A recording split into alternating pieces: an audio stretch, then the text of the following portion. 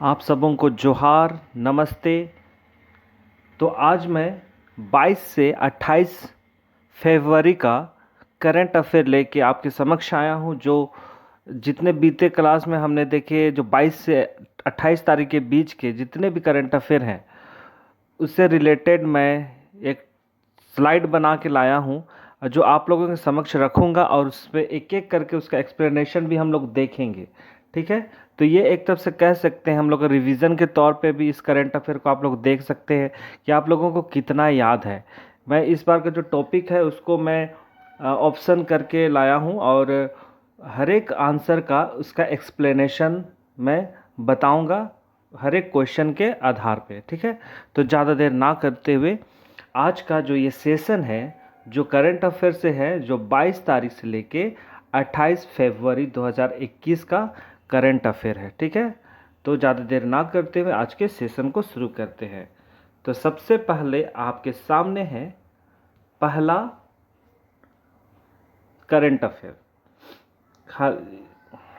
तो यहाँ पे क्वेश्चन में कहा जा रहा है, यहाँ पे छूट गया है, इनमें से किसे पीपल डेमोक्रेटिक पार्टी के अध्यक्ष पद के लिए लगातार 5वीं बार नियुक्त किया गया है।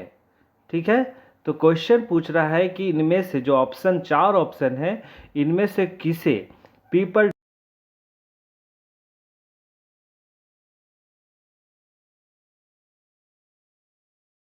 उमर अब्दुल्ला, फारूक अब्दुल्ला, महबूबा अब्दुल्ला या सारा पायलट। ठीक है, तो इसका उत्तर होगा उमर अब्दुल्ला। माफ कीजिएगा, उमर अब्दुल्ला नहीं होगा, इसका होगा महबूबा मुफ्ती। ठीक है, महबूबा मुफ्ती को पीपीडी जो पीपल डेमोक्रेटिक पार्टी है उसके अध्यक्ष के लिए लगातार 5वीं बार चुना गया है। ठीक है, तो थोड़ा सा हम लोग अब इसका एक्सप्लेनेशन भी देख लेते हैं।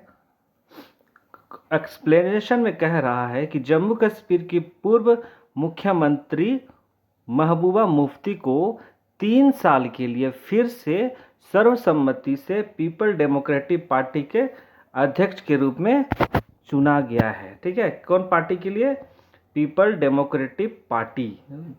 और उसका उल्लेखनीय है कि मुफ्ती मोहम्मद सईद ने नेशनल कॉन्फ्रेंस के क्षेत्रीय विकल्प के तौर पर पीपल डेमोक्रेटिक पार्टी का वर्ष 1998 में गठन किया गया था।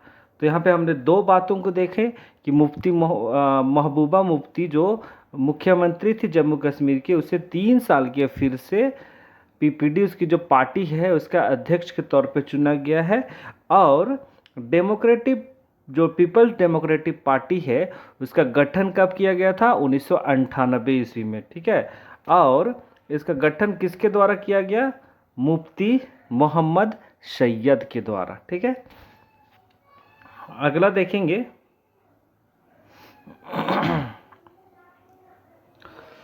अगला है यहाँ पे, निम्न में से किस देश ने भारत समेत दुनिया के पेशेवर लोगों के लिए ग्रीन कार्ड पर रोक हटा दिया है?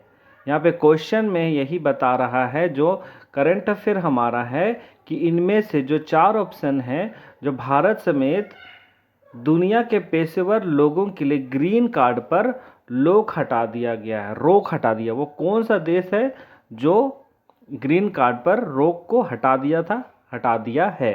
तो ऑप्शन है जापान, नेपाल, चीन या अमेरिका। तो इसका उत्तर होगा अमेरिका। ठीक है, अमेरिका ने भारत समेत और भी जो दुनिया के देश हैं उन लोगों पर जो ग्रीन कार्ड है उस पर रोक लगा दिया गया था, लेकिन अब उसको हटा दिया है। तो इसका एक्सप्लेनेशन भी देख लेते हैं, इससे हमें और अच्छी तरह से समझ में आ जाएगा। यहाँ बोल रहा है कि अमेरिका ने भारत समेत दुनिया के पेशेवर लोगों के लिए ग्रीन कार्ड पर रोक को हटा दिया है। अमेरिका के राष्ट्रपति जो बाइडेन ने पूर्व राष्ट्रपति डोनाल्ड ट्रंप के कोरोना वैश्विक महामारी के दौरान ग्रीन कार्ड जारी करने पर रोक लगाई थी, उसको क्या हटा दिया है। और ग्रीन कार्ड को आधिकारिक रूप से स्थायी निवासी कार्ड भी कहा जाता है। ठीक है। तो यहाँ पे हम लोग ये देख रहे हैं कि जो पूर्व राष्ट्रपति जो थे डोनाल्ड ट्रंप, वो कोरोना वैश्विक महामारी जो हुआ है वहाँ माने जितने भी बाहरी लोग हैं वो फिर से यहाँ पे मतलब अमेरिका पे ना आए, और यहाँ स्थायी जो ग्रीन कार्ड है उन लोगों के पर रोक लगा दिया था। और वही रोक को जो अभी के जो राष्ट्रपति हैं जो बाइडेन, वो उन्होंने ये ग्रीन कार्ड को फिर से लागू कर दिया है।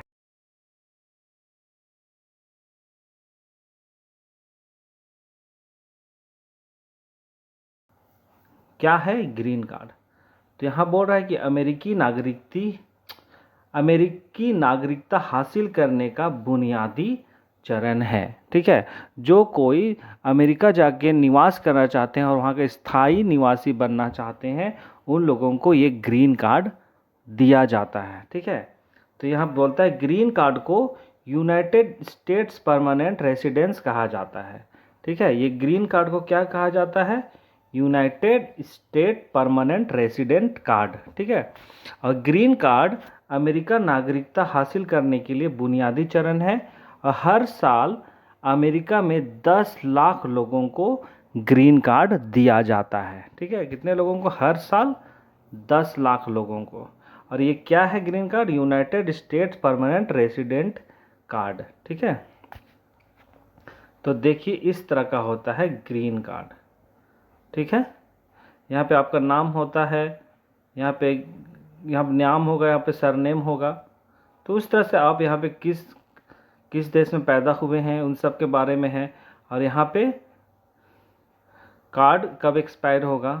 ठीक है, और यहाँ कब से आप रह रहे हैं उन सब के बारे में यहाँ पे पूरा डिटेल्स दिया रहेगा। आगे है, किस देश के तेज गेंदबाज धमिका प्रसाद ने अंतर्राष्ट्रीय क्रिकेट से संन्यास की घोषणा की है? एक धमिका प्रसाद एक क्रिकेटर हैं, ठीक है, जो अंतर्राष्ट्रीय क्रिकेटर हैं, वो एक गेंदबाज हैं। तो वो किस देश के खिलाड़ी हैं जिन्होंने अंतर्राष्ट्रीय क्रिकेट से संन्यास लेने की घोषणा की है? तो वह किस देश के खिलाड़ी हैं? बांग्लादेश, भारत, श्रीलंका या इनमें से कोई नहीं। तो इसका उत्तर क्या होगा? इसका उत्तर होगा श्रीलंका। ठीक है, श्रीलंका। यहाँ पे कई विद्यार्थियों को लग रहा होगा, नाम से आप सुन के लग रहा होगा कि वो भारत के खिलाड़ी होंगे, लेकिन वो श्रीलंका के खिलाड़ी हैं। ठीक है, थोड़ा सा एक्सप्लेनेशन जान लेते हैं इसके बारे में। श्रीलंका के तेज गेंदबाज धमिका प्रसाद ने अंतर्राष्ट्रीय क्रिकेट से संन्यास की घोषणा कर दी है। उन्होंने अंतिम टेस्ट वेस्टइंडीज के खिलाफ अक्टूबर 2015 में खेला था। उन्होंने 25 टेस्ट, 24 वनडे में श्रीलंका का प्रतिनिधित्व करते हुए क्रमशः 75-32 विकेट लिए हैं। उन्होंने ऑस्ट्रेलिया के खिलाफ साल 2011 में एकमात्र T20 अंतर्राष्ट्रीय मैच खेला है। ठीक है, तो यहाँ पे बोल रहा है कि उन्होंने 25 टेस्ट और 24 वनडे खेले हैं, जिसमें 25 टेस्ट जो खेले हैं उसमें उन्होंने टेस्ट मैच पे उन्होंने 75 विकेट लिए हैं और वनडे में 32 विकेट लिए हैं। ठीक है, और उसका वो एकमात्र मतलब एक ही T20 मैच खेल चुके हैं। ठीक है, अब अगला देखिए, ये हैं जिनके बारे में भी हमने बात किया। ठीक है, ये श्रीलंका के खिलाड़ी हैं जो तेज गेंदबाज है, धमिका प्रसाद।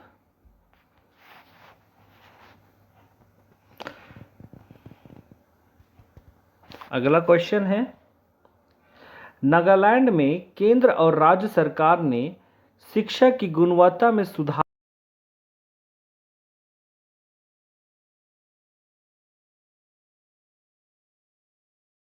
ये पिछले ही बार का है, ये करंट अफेयर जैसा भी मैंने आपको बताया शुरू में, ये 22 से 28 फरवरी का है। तो ये हम लोग पहले भी पढ़ चुके हैं। तो आप लोगों जिन लोगों को याद है वो लोग गेस कीजिए, या फिर याद है तो अच्छी बात है। तो इसका उत्तर होगा $6 करोड़ 80 लाख। ठीक है, यह जो समझौते पर हस्ताक्षर किया गया है जो विश्व बैंक के साथ है, वो नागालैंड की शिक्षा पद्धति को विस्तार करने के लिए है और उसका जो गुणवत्ता है उस पर सुधार करने के लिए यह समझौता किया गया है। और इसके दौरान जो शिक्षा का जो गुणवत्ता पे सुधार होगा, साथ ही साथ जो क्या कहेंगे उसको,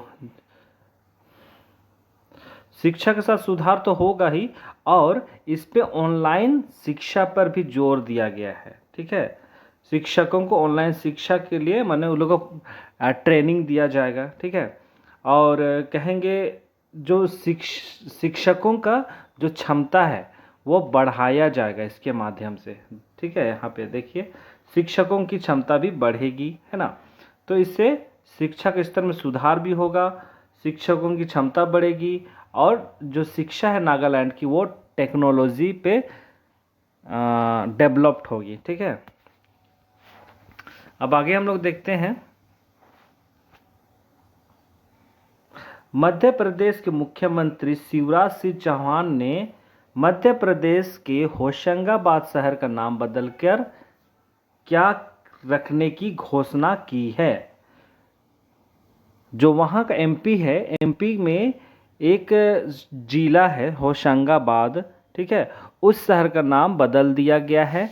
जो वहाँ के जो मुख्यमंत्री है शिवराज सिंह चौहान, उनके द्वारा, तो वो कौन सा नाम रखा गया है होशंगाबाद का? नर्मदापुर रखा है, अमृतपुर रखा है, गोसाईपुर या रामपुर? तो होशंगाबाद का नाम रखा है नर्मदापुर। ठीक है, नर्मदा नहीं, नर्मदापुरम, माफ़ कीजिएगा, नर्मदापुरम रखा है। ठीक है, और जैसे आप लोग सभी को, जैसे मैं आप लोगों को बताया था कि ये जो होशंगाबाद का जो नाम रखा गया वहाँ के नर्मदा नदी के नाम पे रखा जाएगा बोला है। ठीक है, वहाँ का जो नर्मदा नदी है, वहाँ की प्रसिद्ध नर्मदा नदी है, और वहाँ का जो है क्या कहेंगे, ये जो होशंगाबाद हुआ या फिर मध्य प्रदेश हुआ, अधिकतर वहाँ का घाटों के लिए प्रसिद्ध है। ठीक है, तो आकर्षण वहाँ का एक बहुत ही आकर्षित घाट है जिसको सेठानी घाट कहते हैं। ठीक है, इन सबको याद रखना है, सेठानी घाट। ठीक है, तो यहाँ की जो नर्मदा नदी है वहाँ की जो जीवन रेखा है, अब उसी नदी के नाम पे इस शहर का नाम रखा जाएगा अब नर्मदापुरम। ठीक है, तो इस मैप के द्वारा, ये एमपी का मैप है, अब इसमें हम लोगों को क्या ढूंढना है, होशंगाबाद ढूंढना है, जो बाद में क्या कहलाएगा, नर्मदापुरम। तो ये रहा आपका यहाँ पे, ये जो है होशंगाबाद है, जो मध्य प्रदेश के दक्षिणी क्षेत्र पे स्थित है। ठीक है, वो भोपाल का पड़ोस, भोपाल का जो जिला का जो मानचित्र है उससे वो टच खाता है। ठीक है, वो दक्षिणी क्षेत्र में है एमपी का। ठीक है,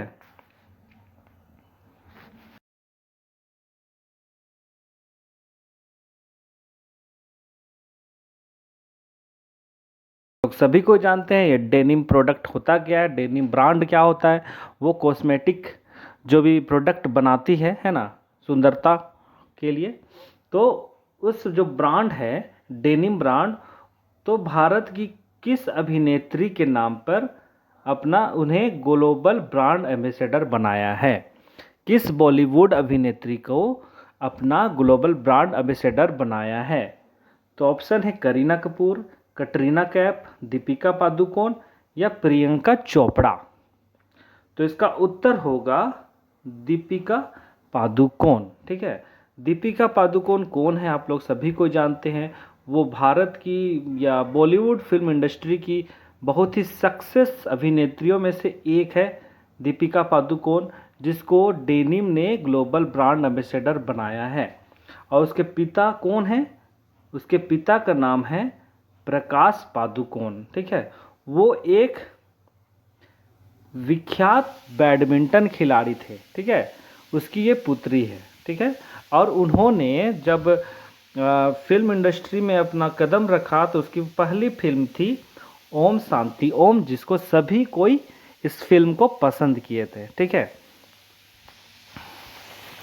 तो इस तरह देखिए, ये एक न्यूज़पेपर का कट है जिस पे साफ साफ लिखा हुआ है, Deepika Padukone is global brand ambassador of this denim product या डेनिम ब्रांड। ठीक है, तो अब जितने भी डेनिम ब्रांड होगा उसका बिक्री के लिए, उसका प्रचार करने के लिए अब दीपिका पादुकोण आपके टेलीविज़न स्क्रीन पे नज़र आएगी, या फिर शहर के होर्डिंग में आपको डेनिम प्रोडक्ट का एडवर्टाइजमेंट में दीपिका पादुकोण नज़र आएंगी।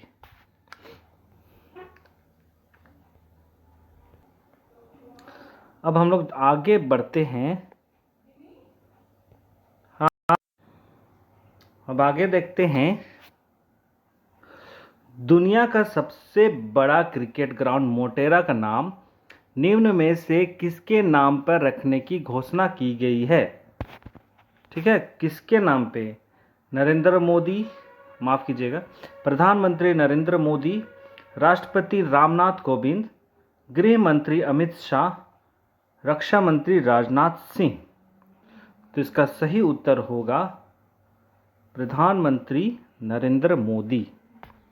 तो इस स्टेडियम का पहले नाम था सरदार वल्लभ भाई पटेल क्रिकेट स्टेडियम, लेकिन इसका नाम बदल करके अब प्रधानमंत्री नरेंद्र मोदी कर दिया गया है।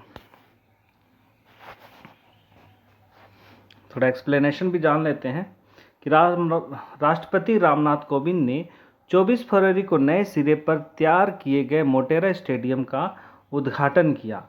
यह दुनिया का सबसे बड़ा और अत्याधुनिक क्रिकेट स्टेडियम है। इस स्टेडियम का नाम अब नरेंद्र मोदी स्टेडियम कर दिया गया है और इस स्टेडियम में एक साथ 1,10,000 लोगों की बैठने की सुविधा होगी। ठीक है, तो इस स्टेडियम का उद्घाटन 24 फरवरी को किया गया और इस स्टेडियम का नाम अब नरेंद्र मोदी स्टेडियम कर दिया गया है और इस पे 1,10,000 लोगों की बैठने की फैसिलिटीज़ है। तो ये रहा आपका मोटेरा स्टेडियम जो अब प्राइम मिनिस्टर नरेंद्र मोदी के नाम पे कर दिया गया है। और एक बात ये मैं आपको बताना चाहता हूँ कि ये जो स्टेडियम है 236 एकड़, ठीक है, 236 एकड़ में फैला हुआ है। ठीक है, इसके अंदर में ये कह देंगे तो एक स्पोर्ट्स कॉम्प्लेक्स के रूप में है जिसके अंदर में आपको बैडमिंटन, टेनिस, स्विमिंग और भी बहुत अधिक हाईटेक फैसिलिटीज़ आपको इस कॉम्प्लेक्स के अंदर में आपको देखने को मिलेगी। अगला है और ये आखिरी है,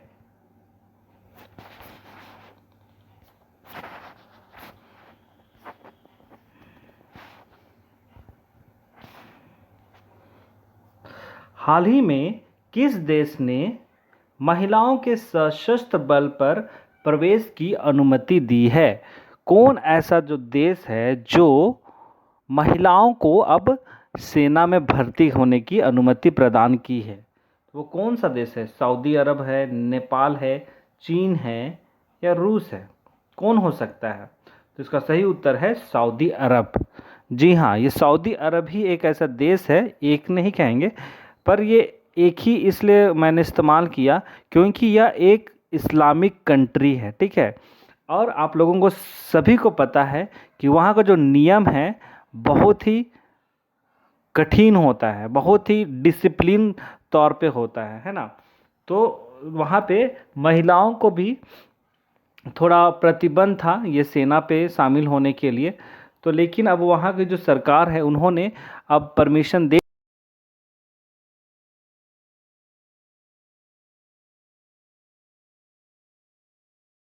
भी जान लेते हैं। एक्सप्लेनेशन में यही बोल रहा है कि सऊदी अरब ने महिलाओं के लिए सशस्त्र बल प्रवेश की अनुमति दी है। महिलाओं को अब सिपाही, lance corporal, corporal, sergeant, staff sergeant के रूप में भर्ती किया जाएगा। सरकार ने महिला आवेदकों के लिए कुछ अतिरिक्त मानदंड भी जोड़े हैं। इस कदम का उद्देश्य देश के महिलाओं के अधिकारियों को बढ़ाना है। ठीक है, ये जो कदम लिया गया है उसका मात्र क्या कहेंगे उसको, उद्देश्य कहेंगे। उद्देश्य यही है कि वो महिलाओं को आगे बढ़ाना है और आधिकारिक रूप से भी महिलाओं की संख्या में वृद्धि कराना है, ताकि वो भी देश की हर एक आधिकारिक प्रशासनिक क्षेत्रों में शामिल हो सके और अपने देश की सेवा दे सके। ठीक है, तो यहाँ पे तीनों बल, जितने भी वहाँ के जितने भी सेना होंगे, आर्मी होंगे, आर्मी संगठन होंगे, उस पे वह महिलाओं को शामिल करने की अनुमति दिया है। ठीक है, तो आज का यहीं पे समाप्त करते हैं सेशन को। और ये जो आज का हमने सेशन देखा है, फिर से मैं दोहराऊंगा, 22 से माफ़ कीजिएगा 28, ठीक है, 22 से 28 फरवरी का ये करंट अफेयर है। ठीक है, आज का क्लास भले ही थोड़ी लंबा हुआ पर बहुत ही नॉलेजेबल है। आप लोगों को फिर से रिवीजन भी हुआ है ना, जिससे आपको ही इसका फ़ायदा होगा।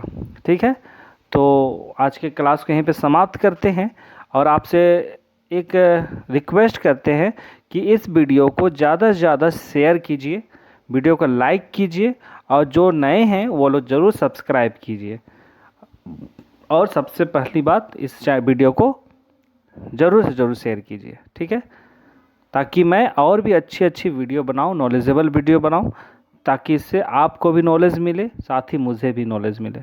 ठीक है, तो आज के क्लास को यहीं पे समाप्त करते हैं। हम लोग कल फिर एक नए टॉपिक के साथ, एक नए करंट अफेयर के साथ मिलते हैं। ठीक है, बहुत बहुत धन्यवाद।